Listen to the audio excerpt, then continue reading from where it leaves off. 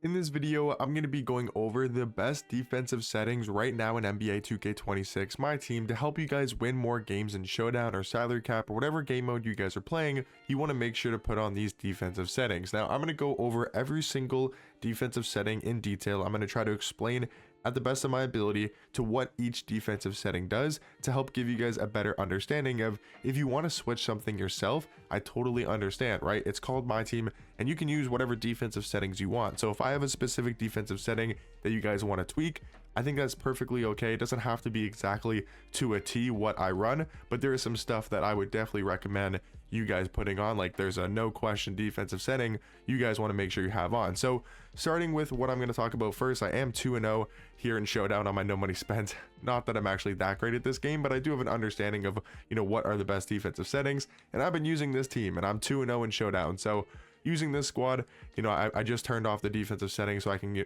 show you guys from a base. So that's why I don't have them actually set, but I was using these defensive settings obviously here on my no money spent account. So this is where, to me, I think you can go a bunch of different ways is when it comes to the on-ball pressure, because on-ball pressure, I don't know if you want to be smothering right now. People don't know how to shoot 100% consistently. A lot of people, including myself, are struggling with shooting. So I don't think you have to necessarily put on smother.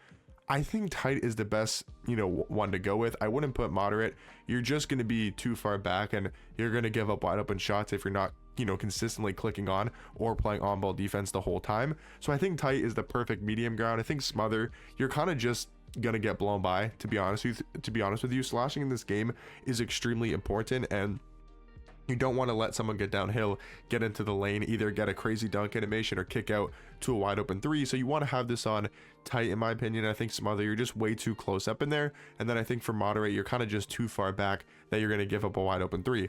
Obviously, on ball pressure means how far is your CPU. So if you're on the center, right? Let's say you're clicking on the center. That's who you're using and you're controlling, and the point guard's bringing up the ball. How close is your AI, point guard going to be on the ball?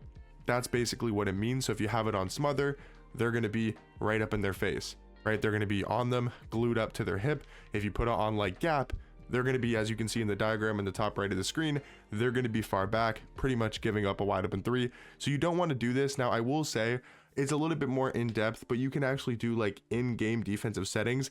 And that's also very important at this stage in the game, because if you're matched up against a card that can't shoot or doesn't have a good jump shot, then yes, you can go ahead and put on ball pressure. So if someone has like a Ben Simmons or a card that doesn't have a great 3-point shot, right? And we'll talk about that at the center position as well, because if a center can't shoot a three, then you can have the off ball pressure. We'll talk about that here in a second. You can have it on leave them. They can just literally leave them wide open in the corner, because you're not going to be able to shoot with a, Wilt Chamberlain or a Shaq card or whatever big man cards are in the game right now. Like even Victor Wembanyama, I think his free agent card doesn't even have a three ball, and you probably face that card quite a bit. So we'll talk about that here in a second when it comes to the off ball pressure. So on ball pressure, it's going to be on tight. And I think for off ball pressure, you could probably go tight again. It just is the most balanced one to run. I don't hate deny ball. Now, the only thing about deny ball is you have to be worrisome if your opponent knows how to backdoor cut. If you're playing like Carlo, in current gen, I'm joking by the way, but I know Carlo likes to backdoor cut a lot. So if you put deny ball on, I think this can be good. And the reason why I think this can be good is because of the no dip shooting in this game. If you've noticed, and if you guys don't know, when it comes to shooting in my team, if you're holding down LT before you catch the basketball, LT on PlayStation, LT on Xbox, L2 I think it is on PlayStation, if you're holding that down before you catch the ball to shoot, you get a much faster release. So if you pass the ball to the corner and while that ball is in flight, you hold down L2, LT, whatever you're playing on, and then you go to shoot, it's going to be like 5 times faster. Like, I'm not even kidding. It is extremely fast. That's why I think having deny ball can actually be super helpful, because if you go on like moderate, you're going to give up way too much space. I think tight is like fine. You're going to be fine. I've kind of been tweaking with tight and deny ball. I kind of almost want to go deny ball. Now this, again, you can get hugely exposed if someone is backdoor cutting, because if you're denying the ball and someone knows how to backdoor cut, you're going to give up a wide open backdoor every single play. So this I would tweak with. I'm just going to put it on tight, but I honestly do not mind playing deny ball. Let me know what you guys think down below if you guys have been testing that out. For the on ball screen, again, is where it depends on the opponent you're playing. If somebody knows how to 3-hunt at this stage in the game, then yes, you want to put go over. I'm actually playing go under. I don't trust people 3-hunting in this game right now. I don't think people have figured out the SIGs. I don't think people have figured out the best meta jump shots, and none of these cards have those meta jump shots yet. They don't have those very quick releases that we're used to playing in 2K25. A lot of these cards have slower jump shots. People don't know how to time their releases. I like playing on ball screen, go under. I think with the center, you probably want to do, now this is interesting. I don't know if you want to do over or under. I think you go under. I still think you go under for the on-ball screen center. You could play over if you want though. I think either way it's perfectly fine. You could even go like automatic. I think that's fine. And just kind of play yourself. I'm gonna go go under. I'm just gonna go under for both. I think you really just want to stop the rim run in this game right now. To me, that's the most important thing. I think right now the most important thing is just stopping the rim run. So I'm gonna go under for both when it comes to the on-ball screens. For the center, this just depends on how you like to play this game. The 3 best options to me has to be, wait, did they change? No, they didn't change it. I think no hedge I like a lot. I like no hedge and catch hedge. To me, these are the 2 best to run.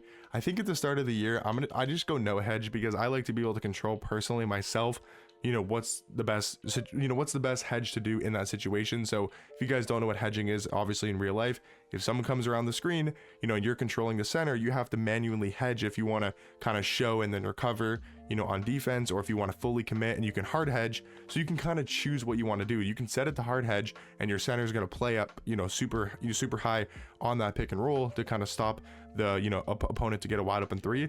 That's why I wouldn't go with hard hedge whatsoever. If you're going to play a hedge, I'd probably go either soft hedge or catch hedge, but I'm going to play on no hedge. That's just for me personally. Stay attached. You want to turn that to always.